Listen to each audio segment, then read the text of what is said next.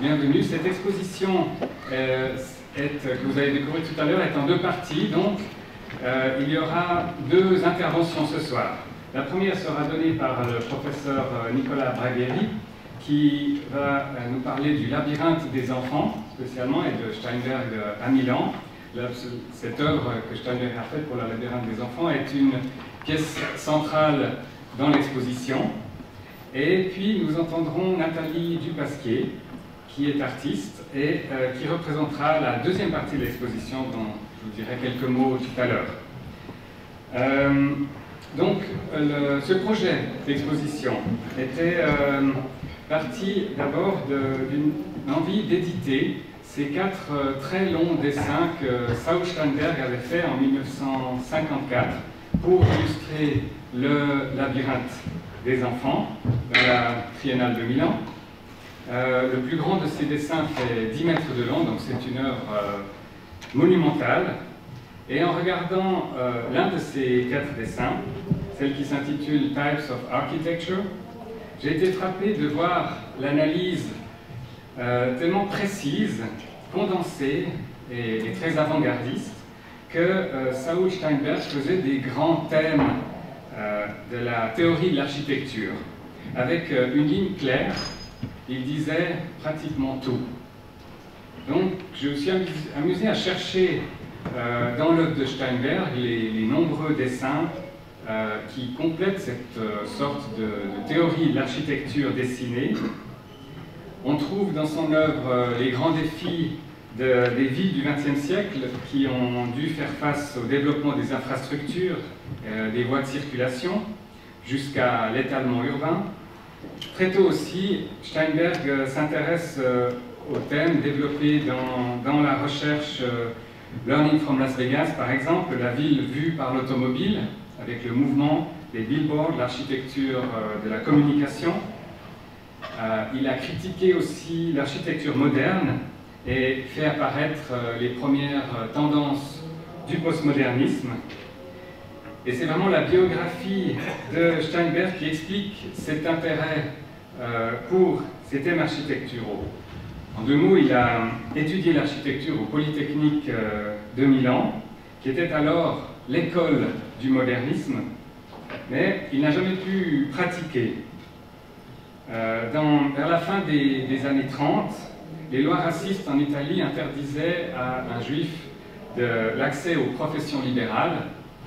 Et Steinberg a dit quelques années plus tard, à propos de son diplôme d'architecture qu'il avait reçu, qui était signé par le roi, et qui mentionnait qu'il était de race juive, que tout dans ce diplôme était faux, à part de race juive, parce qu'effectivement le roi d'Italie n'existait plus, il avait été expatrié et lui n'était pas architecte.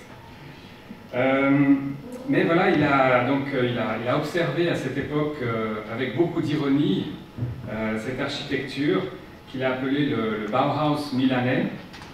Il a vécu une année en clandestinité en Italie, puis il s'est rendu à la police, un peu fatigué de se cacher tous les matins, parce que la police venait toujours chercher les Juifs le matin entre 7 et 8h30 en Italie, semble-t-il. Plus tard, en Allemagne, ça se passait à 4h du matin, mais dès qu'il était assez content, parce qu'en Italie, c'était un peu moins strict. Et puis, il a décidé de se rendre à la police, il a été emprisonné, et après, il a eu la chance de pouvoir émigrer aux États-Unis.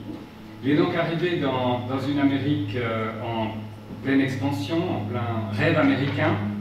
Et puis on voit dans son œuvre donc ces deux aspects, vous le verrez dans l'exposition. D'une part, les aberrations ou les aliénations du modernisme européen, et d'autre part, les extravagances, tous aussi aberrantes, du modernisme, puis qui est devenu le postmodernisme américain.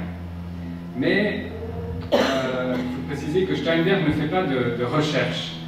Il aborde ces thèmes longtemps avant qu'ils entrent dans le discours architectural, mais se contente d'observer et de critiquer par le dessin.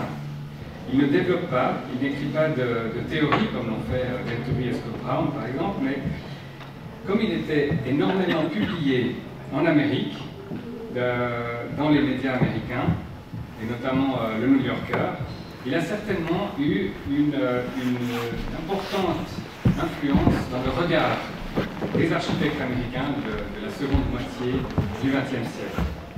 D'ailleurs, dans mes recherches, je suis tombé sur un article écrit par le critique et architecte Peter Blake, qui s'intitule justement Critique Without Words.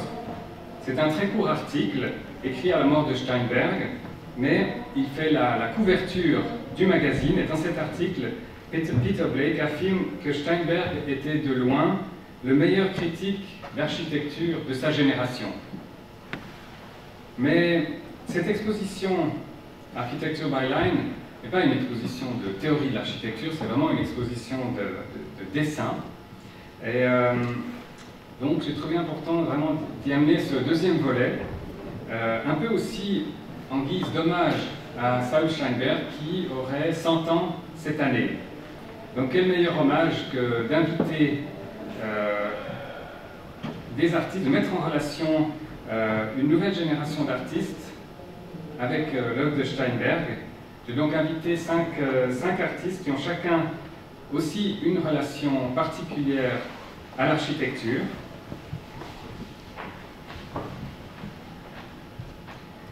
Ingo Griesendanner, qui dessine des villes de façon presque boulimique, toujours d'après l'observation réelle.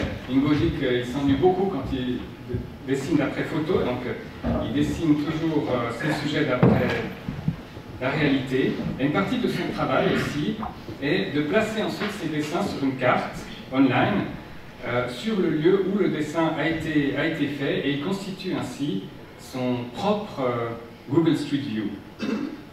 Nathalie Dupasquier, donc vous en saurez plus tout à l'heure, elle a fait notamment dans les années 80 des dessins de maisons en axonométrie, avec toujours beaucoup d'humour. Ces dessins sont des constructions, et ce qui me plaît en particulier dans son œuvre, c'est la façon dont elle utilise la trame et le motif pour créer des espaces. Nigel Peake, qui est architecte et artiste, certains d'entre nous le connaissent puisqu'il a enseigné jusqu'à l'année dernière dans un studio de première année. Ses dessins jouent aussi beaucoup sur la répétition de motifs. Madelon Vriesendorp, qui n'est pas architecte, mais qui a créé avec son mari Rem Koolhaas et les Engelis le bureau OMA. Et il a participé à de nombreuses compétitions. Et son œuvre artistique a toujours été très importante pour la production de ce bureau et également pour illustrer les livres de Rem Koolhaas ou ses conférences. Vous voyez qu'il y a un poster d'une conférence de Rem Koolhaas illustré par Madelon Vriesendorp. Et puis Wesley Willis, qui vient de Chicago. Il est décédé, il était atteint de schizophrénie.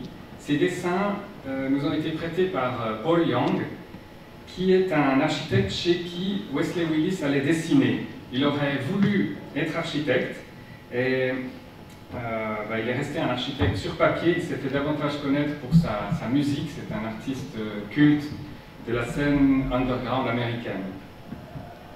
Et puis, donc l'exposition comporte fait aussi un troisième volet qui sont les conférences, et les conférences de ce semestre. Encore une fois, ne parlons pas de théorie d'architecture, mais vraiment de dessin. Et pour les introduire, je vais simplement donner la parole à Saul Steinberg, qui, en une minute, va nous expliquer ce qui fait probablement toute l'importance du dessin. I start sometime making a hand, holding a pen, and making a drawing. This gives me time to think of what drawing this pen is going to do. I also want in these moments to lose the responsibility of the drawing. It's not I who makes this drawing, it's that hand I drew who makes it. I blame it on it, but this way I have a certain freedom, a certain lack of responsibility. I can always blame it on the hand that I drew. Of course it's mine, it's a game, but I want to be sure that what I am doing comes more spontaneously, more out of my own needs and not out of my own desire, volition, plan, plot. Voilà, donc, lose responsibility, laisser la main agir. On retrouvera cette idée, donc la liste des conférences, on retrouvera cette idée dans le titre de la conférence de Stephen Felmingham le 28 octobre, The Intuitive Hand, Drawing as a Tacit Knowledge. Donc voilà, je vous donne rendez-vous pour cette série de conférences. Et avant de passer la parole à Nicolas Bragheri, j'aimerais remercier toutes les personnes qui ont participé à ce projet, l'équipe Archizoom, les artistes exposés, la Fondation Saul Steinberg, Nadia Maillard, avec qui j'ai eu beaucoup de plaisir de parler de Steinberg et qui signe une petite parenthèse mais très intéressante dans l'exposition sur Steinberg et Georges Perec. Et je remercie aussi les sponsors qui nous soutiennent, et notamment la Fondation Jan Michalski, grâce à qui nous avons pu éditer le magnifique Leporello des 4 longs dessins que vous verrez tout à l'heure et que vous pourrez acheter. Merci de votre attention, je vous souhaite une très bonne soirée, et Nicolas, tu as la parole. Merci.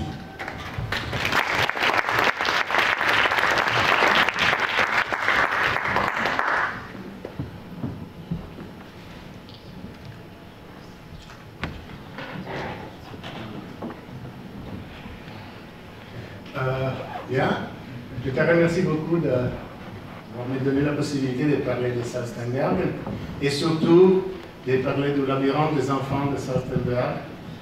Je suis personnellement vraiment lié à l'œuvre de Steinberg. Je me souviens à l'enfance, il y a un petit livre dans la salle d'attente devant le médecin et je regardais chaque mois toute cette œuvre de Steinberg. Et mon médecin me dit une fois, très bel livre, je te peux donner comme cadeau. Et je suis retourné à la maison avec ce cadeau de Saul Steinberg, avec l'autographe, et avec des dessins à la main qui m'ont complètement donné ma formation. Saul Steinberg est profondément lié à la ville de Milan et à la culture de Milan. Il a habité à Milan seulement, entre 1933, 35, les choses ne sont pas encore bien claires, et 1940-41 quand on a quitté Milan de manière un peu aventureuse. Il a quitté la Roumanie, il a échappé de la Roumanie pour les mêmes questions qu'ont porté à émigrer, sortir de l'Italie et d'émigrer dans les États-Unis. Les questions de sa race juive.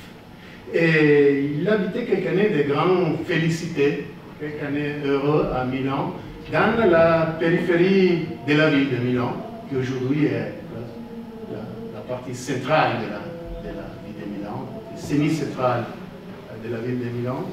Il a fait des images incroyables de la vie dans cette partie unique dans les villes européennes, avec une densité très large, avec une partie pas encore vraiment construite, remplie, des rues très larges, des allées avec des arbres pas encore nés, avec des bâtiments seulement pour la moitié construits.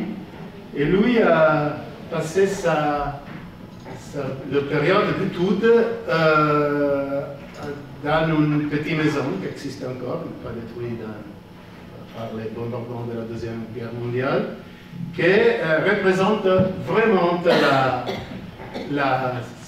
oh, je n'ai pas le microphone. Vous pouvez écouter? Oui. Ah, c'est ça. Ok, non, parce qu'on m'a donné quelque chose de très compliqué. Excusez-moi. Qui, par toute sa vie, reste comme partie de sa formation sentimentale. Et je montre à vous une partie de collection de cartes postales. J'ai plus ou moins 2000 cartes postales de la ville de Milan. Et je 25 000 cartes postales d'architecture sur le monde. Mais j'ai cherché exactement les parties qui sont visitées et habitées par Saul Steinberg et qui lui a bien reproduit dans les années 70 surtout, mais sont restés dans l'imaginaire d'une partie de sa vie, je me répète, heureuse. Et le bar del Grillo, qui est possible voir dans cette architecture, qui est vraiment une architecture sans qualité particulière, sans des ornements, mais qui représente la partie extérieure du centre de Milan. Et ça, c'était exactement la vue du bar del Grillo, de l'habitation du bar del Grillo, et bien redessiné vraiment quelques années plus tard. Et il y a ce caractère d'ironie, de regarder l'architecture à travers le dessin, avec d'ironie et la capacité de voir dehors de la critique à lui contemporaine. Ces dessins sont faits dans les années, à la fin des années 70, à la moitié des années 70, avec un œil qui peut retourner arrière et regarder le caractère bien d'une modalité expressive typique de l'architecture milanaise de cette année, qui est une modalité expressive regardant un coup d'œil général à les choses.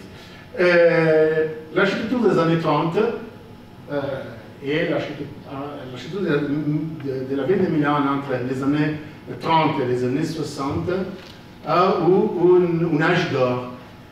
Était une architecture avec tous les caractères dur, révolutionnaire, radical du mouvement moderne, mais avec une matérialité, une possibilité de construire avec les marbres, les latons, les bronzes, avec tous des matériaux qui probablement pour les architectes modernes en France et en Allemagne surtout ont simplement rêvé, mais jamais utilisé. L'architecture de Milan est une architecture moderne, rationnelle, avec les marbres blanches, pas les crépis, avec les fenêtres en bois, des fenêtres aussi avec les éléments en acier déjà et les poignées en laiton, avec des systèmes de vitrage, des systèmes de brise-soleil en bois de chêne incroyable pour les mêmes années dans toute l'Europe. L'architecture de Milan est une architecture depuis aussi développée dehors naturellement simplement des grandes villes italiennes, qui était une architecture qui a regardé exactement la culture européenne traduite dans un langage absolument local. En 1938, a commencé, parce que les lois sur la race, sur la défense de la race, sont arrivées pas de coupe, mais chaque mois un décret ministériel différent qui a chaque fois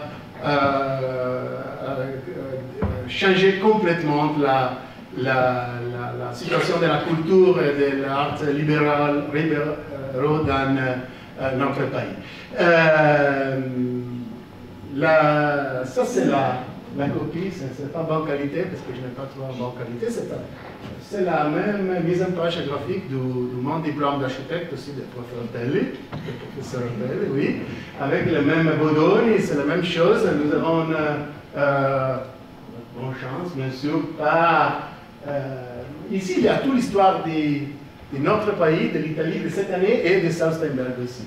Re d'Italia et d'Albanie, c'est l'idée d'un grand royaume, de tout petit pays, impérateur d'Éthiopie, c'est incroyable parce que pour avoir un titre d'impérateur, tu dois être nommé impérateur par un autre impérateur. Ou avoir un lieu où est déjà un impérateur. Et une des choses plus intéressantes de Mussolini était de conquérir l'Éthiopie pour avoir en Italie un titre d'empire.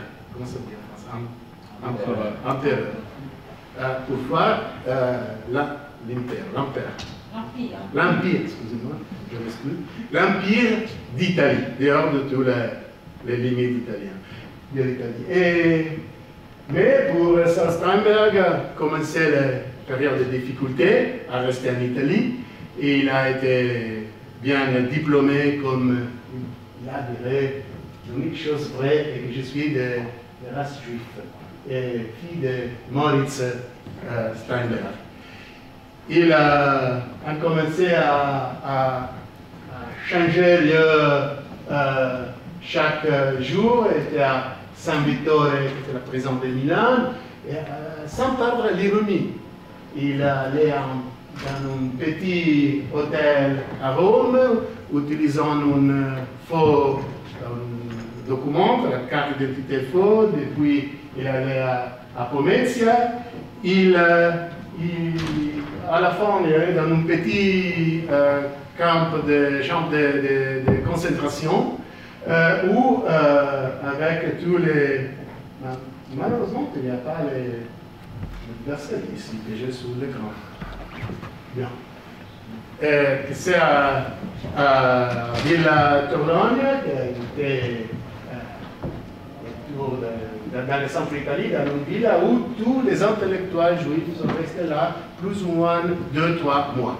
Et ça a été ça naturellement toute l'ironie d'être juif et connaître déjà la question de la déportation, d'avoir la conscience que probablement Villa Torlonia peut-être le dernier lieu de vie, mais ils ont signé cet incroyable document d'ironie pour remercier l'hospitalité dans un lieu comme ça. Saul Steinberg, avec son passeport roumainien, la Roumanie officiellement était une des nations de l'Alliance avec l'Allemagne, l'Italie et le Japon. Et il a eu un visa espagnol de l'Espagne et a réussi à rejoindre finalement, avec beaucoup de aventures, les États-Unis. Ce sont les années de la guerre à Milan, de destruction, qui sont encore souvenirs par Saul Steinberg pour toute sa vie. La situation de la ville de Milan est une situation qui n'est pas loin de Coventry ou de Dresden. Plus ou moins 3/4 du centre de la ville a été complètement détruit. Et ça c'est intéressant parce que le dessin qui a été utilisé dans le commencement pour Georges Perec et que la vie, mode d'emploi a été signé par Saul Steinberg et a été évidemment influencé par cette vision d'une ville sans façon, où toute la vie peut être vue à l'intérieur, avec une sorte de coupe architecturale donnée pour une drama d'un bon.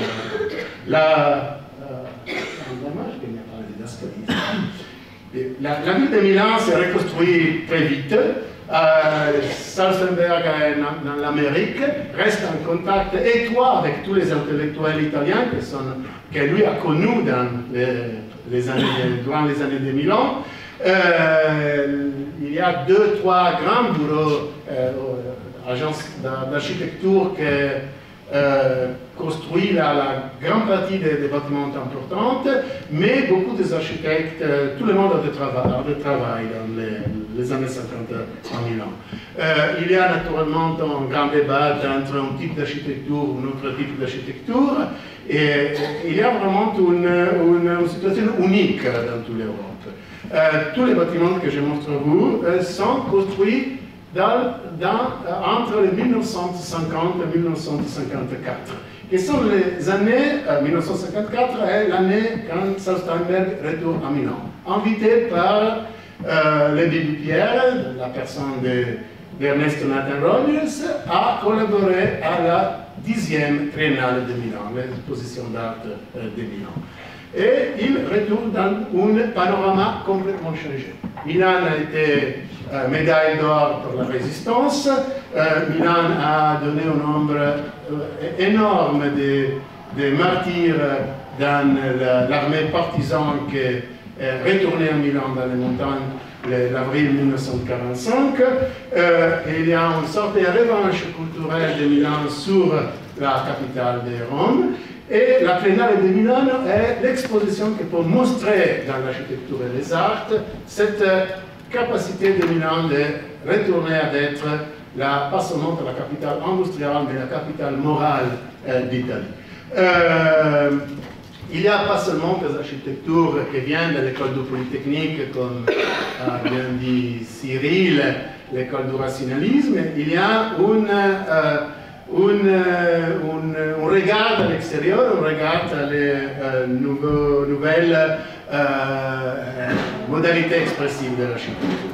C'est le padiglione dell'usine Breda par Luciano Baldassari, mais ça c'est le projet de BBPA, qui est un projet étonnant, c'est un projet incroyable pour un bureau très professionnel, pour un bureau qui a fait de l'architecture et vraiment critisé pour avoir fait beaucoup des architectures, un bureau qui a fait de la couverture, de la volumétrie surtout. Ça c'est un objet expressif. Belgioioso a dit dans une interview qu'elle a fait ça exclusivement pour la ligne de Saustenberg, mais dans la vérité, Saustenberg n'a jamais dessiné des panoramas ça vastes comme a fait pour le labyrinthe des enfants. Et on a invité aussi Calder, Alexandre Calder, comme dit dans l'interview Belgioioso, pour faire une sculpture mobile typique de Calder. Le labyrinthe est dans le parc de la Triennale, ce sont des images presque inédites que j'ai trouvées dans des archives bibliophiles, mais aussi dans l'archive de Publifoto Milan. Et sont plutôt intéressants pour voir cet labyrinthe vide, qui est exactement le contraire du labyrinthe qu'a pensé, qu'a décrit dans sa biographie Saustenberg. Mais bien clair, comme Saustenberg a envoyé à l'échelle réduite, les cartons, je ne sais pas comment se dit, mais le rôle du labyrinthe pour faire reproduire et faire dessiner sur les murs par des collaborateurs. Quand il est arrivé à Milan, il avait été étonné pour voir l'œuvre sur le mur. Il a dit ça c'est parfait, c'est bien parfait, c'est la chose parfaite pour une architecture comme ça. Mais dans sa biographie, il y a de très intéressantes descriptions de ces 2 semaines à Milan, avec chaque soirée une partie, en fait, avec tous ces Italiens qui n'ont pas beaucoup à boire, et qu'il y a seulement des professeurs, des politiciens, et que tout le monde demande à moi de faire une photo. Mais ça, c'est la biographie, c'est l'unique chose que Saustenberg se souvient d'écrire sur cette visite à Milan. Mais le labyrinthe reste vraiment comme un chef-d'œuvre de l'architecture de cette année, de Milan. Un chef-d'œuvre parce qu'il a influencé beaucoup. Ce sont des photos prises personnellement par on dit par Peressuti, ce n'est pas bien clair, mais sont dans l'archive BBPR jamais publiées. Ce sont des photos à couleur, 1954 exactement. Ce sont des photos à couleur faites sous grand format, mais avec toute la saturation et la perte des détails typiques d'une moyenne vraiment encore expérimentale. C'est un peu très intéressant avec que c'est bien clair la méthode à graffito. Je ne sais pas comment on dit, c'est sgraffito, je ne sais pas en français, mais graphite, c'est un graphite qui c'est fait sur les crépits encore, pas encore séchés, et sur une dernière de focale, il y a la tour de la télévision de Joe Ponte. C'est intéressant cette photo, parce que Joe Ponte était le grand ennemi de Baby Pierre. C'est une question professionnelle, c'est comme deux chaînes. Mais lui a photographié l'heure de focale, là, la tour de Joe Ponte. Et le mondial de Calder, qui ne reste vraiment pas beaucoup des images, quelques suggestions, mais que nous pouvons bien imaginer. Ça, pour terminer, cette image, c'est une carte postale de 1954, ça a été la 10e triennale. Salstenberg, sous la biographie, écrit qu'il n'est jamais retourné en Italie, mais a produit dans les années 70 tous ces dessins que je vous montrais, en petite partie je vous montrais, qui sont des dessins qui représentent la ville avant de la guerre, et pas après de la guerre. Lui est resté plusieurs années avant de la guerre, mais est resté 2 semaines, 10 jours après-guerre, avec toute la tranquillité de faire une visite touristique. Mais dans sa vie est restée cette image de la périphérie presque anonyme. J'ai montré à vous une carte postale aussi de l'Érythrée, d'Asmara, parce que ça c'est cette vision de l'Italie qui est restée, qui a construit la vision de l'architecture italienne de cette année passée à Steinberg. Je vous remercie. Je ne fais pas une conférence évidemment sur Steinberg, mais j'ai donné à vous, je pense, avec cette image, une possibilité de bien comprendre les grandes dessins sur des labyrinthes des enfants et tous les dessins de cette année de vie de Milan. Merci.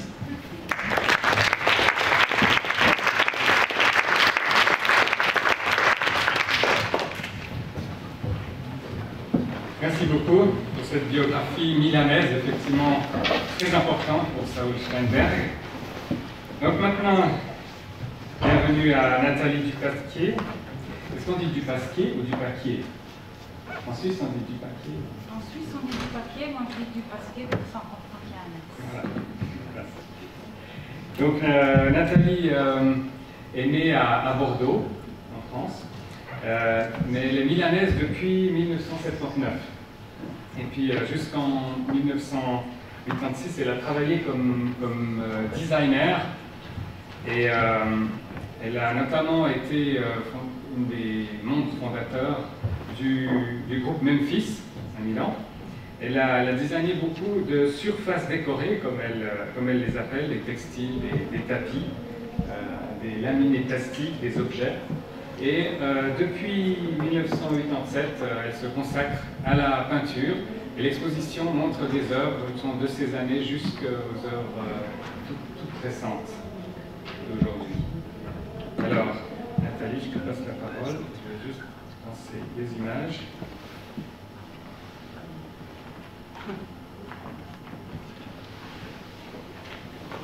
Très bien, c'est là. Merci beaucoup. C'était très intéressant d'entendre ce qu'a dit la personne qui a parlé avant moi, qui a parlé de Milan et qui a parlé de Milan, de la Milan que moi j'ai découvert donc bien après, mais que j'ai aimé vraiment pour les raisons dont vous avez parlé. Donc je suis très contente de parler après vous.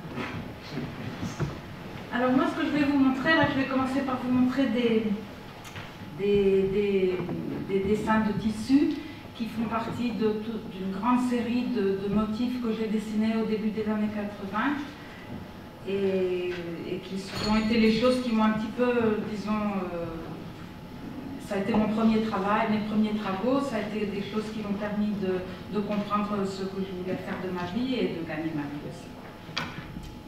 Et donc je suis arrivée à Milan en 1979, sans diplôme particulier d'aucune sorte. Et j'ai commencé, j'ai rencontré par hasard, comme ça se passe dans la vie, des personnes qui faisaient des choses que j'ai trouvées intéressantes et qui m'ont donc d'une certaine manière stimulée à regarder ce qu'ils faisaient et puis du coup à travailler un peu dans la même, à me mettre moi-même à dessiner des choses comme eux-mêmes faisaient. Voilà.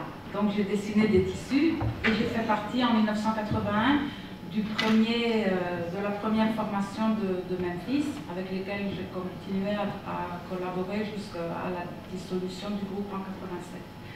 Donc pour Memphis, évidemment, ça m'a donné une visibilité, ça m'a permis de rencontrer des personnes plus âgées que moi, plus connues que moi, très bien lancées dans leur profession, et donc d'apprendre en fait de cette manière-là, vu que je n'avais pas été à l'université. Disons que mon université, ça a été la fréquentation de ces personnes, outre le fait de regarder autour de moi, évidemment.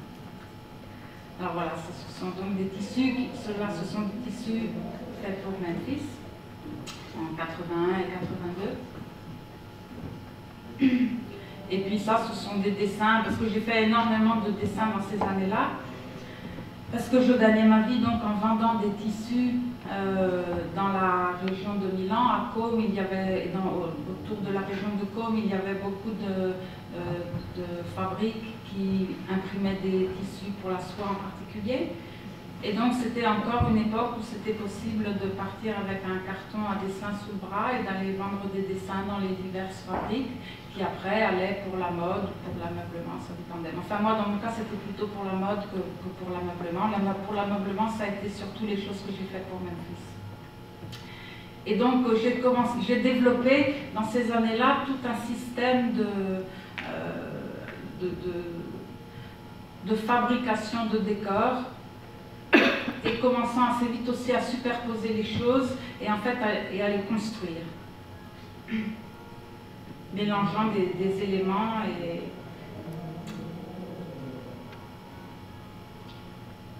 avec lesquels après j'ai aussi dessiné des meubles, des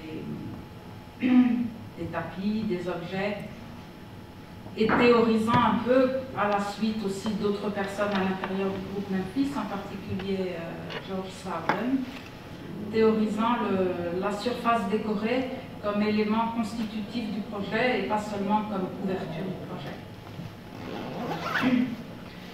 Et puis voilà, entraînée par le fait que j'étais entourée d'architectes et de gens qui dessinaient de tout, moi aussi du coup je me suis mis à dessiner de tout, donc des maisons, des intérieurs, où je rentrais dans les détails en dessinant tous les meubles, la chaise à roulettes, le téléviseur, et puis en commençant aussi à faire des panneaux décoratifs.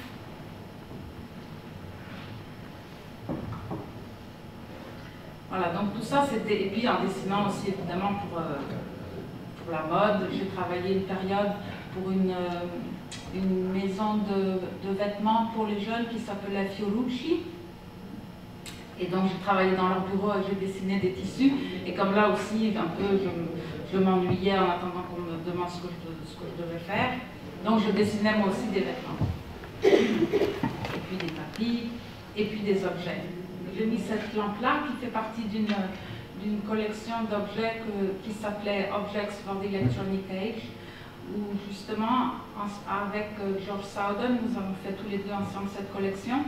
Et notre idée, c'était que à une époque où l'électronique devenait de plus en plus petite, elle n'aurait plus influencé la forme des objets dans laquelle elle devait entrer. Et donc on pouvait faire en fait les formes qu'on voulait. Et donc ça, c'est une lampe qui s'appelle Perceval. Et puis voilà, tout un tas de dessins, un peu, on a fait des dessins pour des villes aussi, pour des choses assez, très on avait envie de tout dessiner. Les intérieurs. Et là, vous voyez aussi, donc il y a toutes les surfaces décorées un peu qui se mélangent entre elles. Et même si les formes sont très simples, disons que l'esprit des objets est vraiment donné par les surfaces desquelles ils sont composés. Et ça, ce sont donc certains des objets qui ont été réalisés. Ça, c'était une chaise qui a été réalisée pour Memphis. Enfin, un fauteuil plutôt. Ça, c'était un des objets qui faisait partie de la collection Objects for the Electronic Age. C'était une coupe à fruits un peu rigide, comme vous voyez. En fait, on aurait beaucoup aimé pouvoir faire des objets réellement électroniques, mais à part des lampes et quelques horloges, on n'était pas du tout en contact avec les usines qu'il fallait pour faire ce genre de choses. Donc en fait, on a fait aussi des choses, c'était un prétexte, disons. Donc ça, c'est une coupe à fruits un peu robotique, mais qui n'a rien d'électronique. Une table, aussi ça c'est pour Memphis aussi.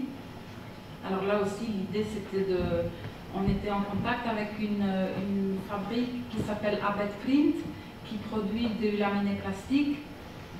Et on a beaucoup travaillé avec eux et ils nous ont permis de réaliser des tas de choses. Là, par exemple, l'idée, c'était de faire imprimer tout le motif de la table, de manière à ce que c'était plus un motif, comment est-ce qu'on dit?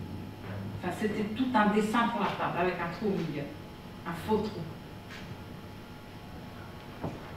Ça, c'était une chaise longue aussi que j'ai dessinée avec des tissus et des laminés plastiques. Ça, c'était un autre meuble aussi que j'ai dessiné et que j'ai mis là parce que ce meuble, comme la lampe que je vous ai montré tout à l'heure, Perceval, en fait, ça, ce sont quand même des manières de procéder et de mettre ensemble des formes et des volumes que vous verrez un peu plus tard. Je continuais à travailler sur ces formes-là. Et puis, à un certain moment, en 87, quand le groupe s'est dissous, je me suis dit qu'en fait, j'avais plus tellement envie de travailler dans le design. Je trouvais que c'était compliqué de penser à ce qu'il fallait faire pour le monde. Enfin, ça me semblait trop compliqué pour ce que moi-même j'étais. Et donc, j'ai décidé que oui, je voulais continuer cette aventure de découvrir des choses à travers le dessin. Mais qu'en fait, j'avais envie beaucoup plus de travailler toute seule. Donc, en fait, je suis devenue peintre. Et même si j'ai essayé tout de suite de me détacher le plus possible du monde du design, en vérité, les objets, c'était les choses qui m'intéressaient. Et donc, assez vite, je suis revenue à peindre des natures mortes. Ça, c'est une grande peinture sur papier, ça fait 1,5 m par 1,5 m, donc vous voyez, c'est des objets qui sont peints beaucoup plus gros que nature. Et donc ça, voilà, c'est des choses, disons, les natures mortes que j'ai faites à cette époque-là. Là aussi, très souvent, et puis les natures mortes qui sont aussi toujours installées, enfin très souvent installées sur un plat ou sur un plateau ou sur une base, sur quelque chose qui me permet de construire un espace autour des objets aussi. Ça aussi, c'est une grande peinture à l'huile sur papier qui fait aussi, qui est 1,50 m de hauteur. C'est des grandes choses, des choses. Alors ça, c'était à un certain moment, j'ai été contactée par une chose qui s'appelle le CRAFT, le Centre des Arts du Feu et de la Terre à Limoges. Ils appellent des artistes pour faire des projets en porcelaine. Et donc, ils m'ont proposé de faire un projet. Et là, pour la première fois, j'ai recommencé à travailler en 3 dimensions. Et j'ai fait un projet de nature morte, mais donc en 3 dimensions. Donc, j'ai moulé une série d'objets existants que j'ai mélangés avec des morceaux d'autres choses. Enfin, bref, tout ça, c'est de la porcelaine. Et ça a été important pour mon travail parce que je suis, à travers ça, retournée à travailler avec les 3 dimensions. Et donc, ils ont commencé à aussi, comme ça, ces objets que j'ai construits et que j'ai modifiés en leur ajoutant des morceaux par-dessus, sont devenus des nouveaux thèmes de mes peintures. Donc ça aussi, c'est une peinture à l'huile, ça c'est plus petit que les autres. Alors à ce moment-là, j'ai commencé quand même à réduire un peu les dimensions. Ça fait 1 m par 1 m, donc les objets sont quand même surdimensionnés par rapport à ce qu'ils sont dans la réalité. Mais là, j'ai commencé, disons, à travailler un peu sur quelque chose qui d'une certaine manière, oui, ressemble un peu à l'architecture et pas sur Marx Kendrick. Et puis travailler sur les reflets. Enfin, moi, j'aime peindre, hein, ça se voit sans doute. Mais j'aime travailler avec les ombres, avec les reflets, avec les différents matériaux entre eux. Et c'est sans doute mon passé de designer qui me donne cette sensibilité aux objets.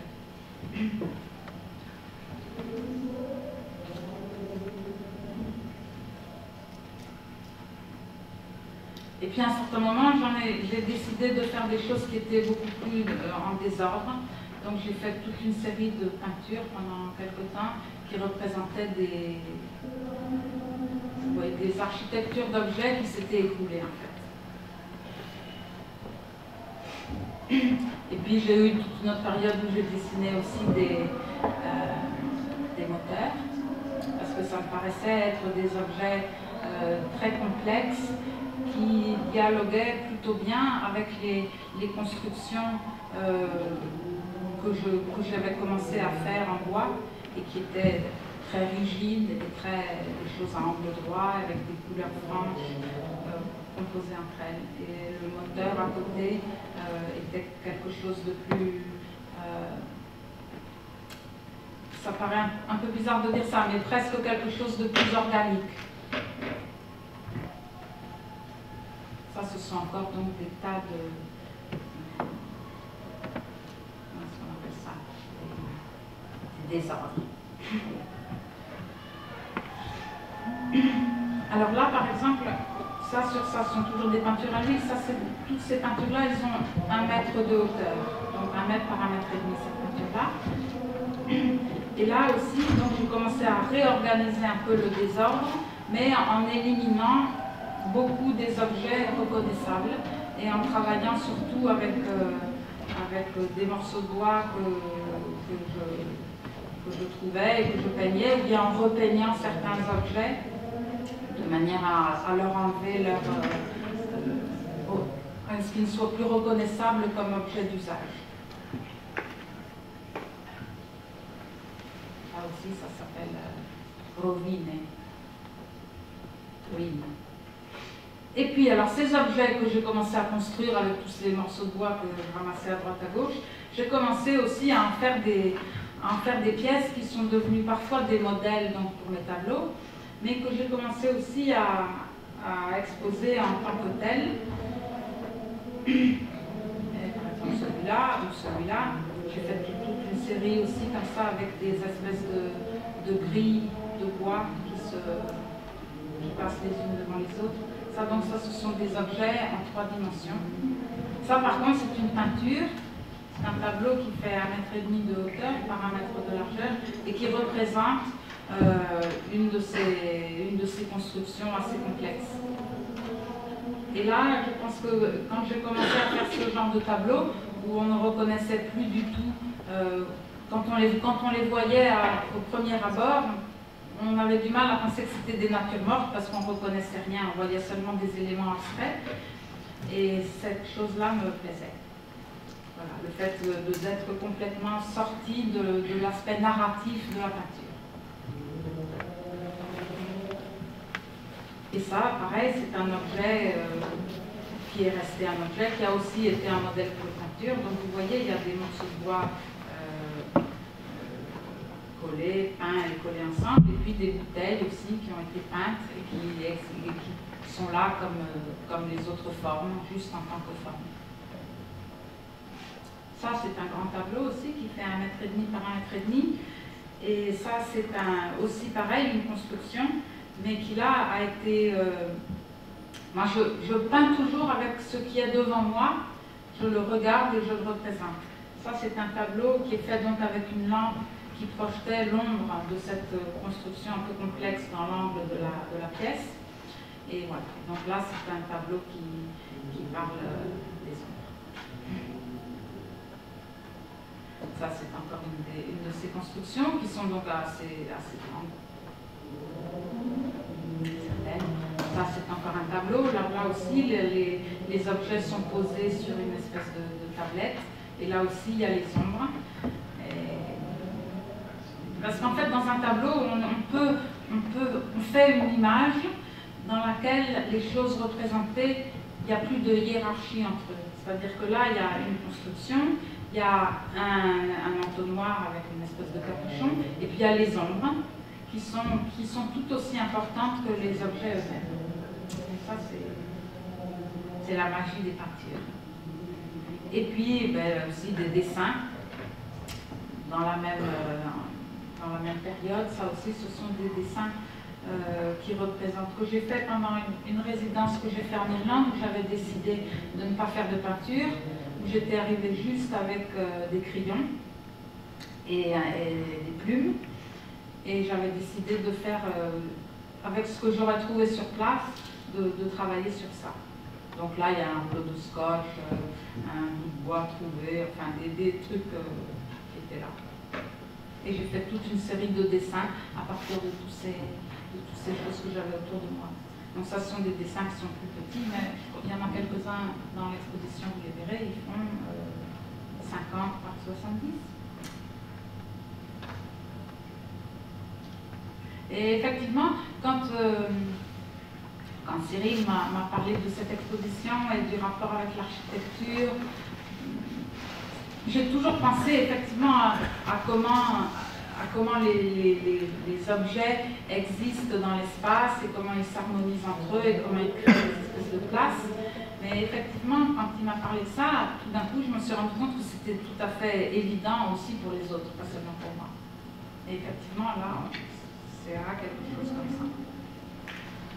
Ça aussi. Ça, ce sont aussi des morceaux de bois, une espèce de gobelet carré un peu proche. Et puis l'objet un peu bizarre que vous voyez, ce sont ces objets en carton moulé qui servent pour les emballages de choses fragiles. Et il y a aussi une forme particulière. Alors ça, alors j'ai fait aussi une série de peintures qui représentaient des étagères et des choses à l'intérieur d'une... Ça aussi, ça fait penser en fait à des immeubles, à des étages. Et puis, le fait d'avoir commencé à exposer les objets abstraits que je construisais, du coup, petit à petit, ça m'a un petit peu donné envie aussi d'être moins réaliste dans les peintures et les dessins que je faisais, et d'être plus libre de nouveau. Donc j'ai commencé là à travailler donc sur c'était toujours une composition de choses réelles, mais là déjà je prenais la liberté de représenter, de ne plus représenter les surfaces, mais d'agir sur les surfaces d'une manière libre. Et puis tout d'un coup je me suis dit, au fond, plutôt que de tout le temps construire tous ces trucs en bois qui sont compliqués, qui se cassent, qui prennent de l'espace, etc., pourquoi est-ce que je ne les fais pas seulement en dessin, sur du papier? Donc j'ai commencé toute une série de choses sur lesquelles je suis encore en train de travailler, qui sont des peintures sur papier que je découpe après, et que, en fait, quand on les met sur le mur, c'est un objet. On ne peut rien mettre dessus.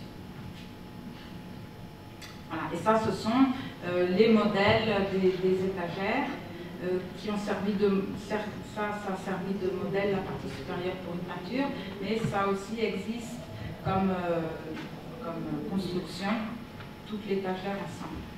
Voilà, une composition où sont mélangés, pareil, des objets et des choses construites, et qui sont là pour des questions de couleur et de forme qui fonctionnent bien ensemble, à mon avis. Voilà, et donc ça continue dans les tableaux, pareil.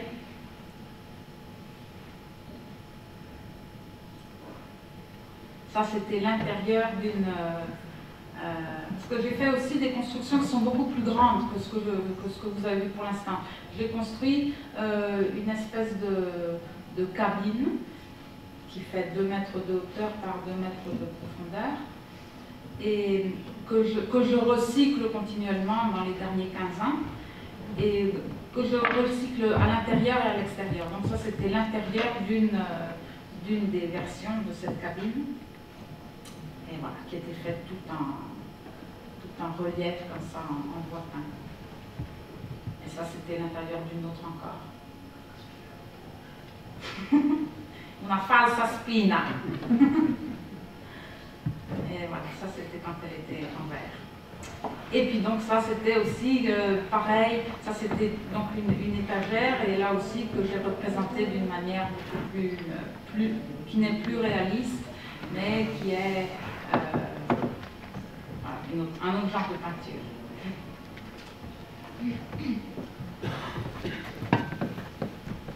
ça de nouveau une peinture nature réaliste.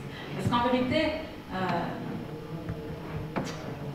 je pense que je peux faire ce que j'ai envie. Donc je peux changer souvent, de passer d'une technique à l'autre, mais tout en restant à l'intérieur quand même toujours des mêmes problématiques, qui sont donc de mélanger des constructions abstraites avec des objets réels, et puis de dessiner des choses qui ne peuvent pas exister, d'essayer de faire tenir ensemble des choses qui existent. Enfin, je suis toujours à l'intérieur de cette chose, de cette idée de l'objet, de la... Ouais.